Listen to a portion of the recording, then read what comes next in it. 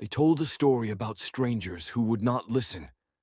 Turns out it was a warning, long before Arizona statehood, long before borders.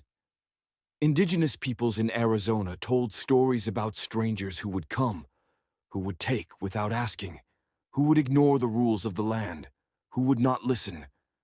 The Otham have a story about people who didn't understand balance, who took more than they needed. The story warned what happens when you ignore the desert's rules. Drought, collapse, destruction. The Hopi prophecies spoke of the Bahana, outsiders who would break sacred laws, dig up the earth, disturb what should remain untouched, who would not listen. The Apache told stories about those who see land as something to own, not respect, who draw lines where none existed, who claim what was never theirs. These weren't just stories, they were predictions, and they all came true. In 1853, the Gadsden Purchase drew a border through Tohono O'odham homelands. They didn't ask. In 1912, Arizona became a state. Tribal nations weren't consulted. Borders drawn through ancestral territories.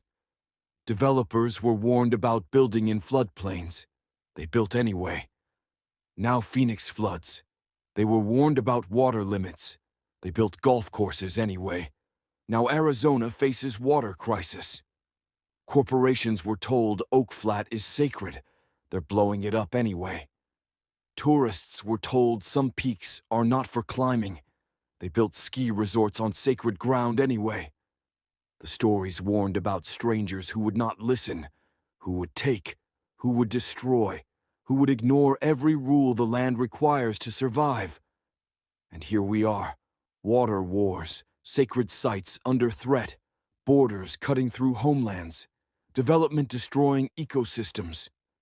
The strangers arrived centuries ago, and they still won't listen.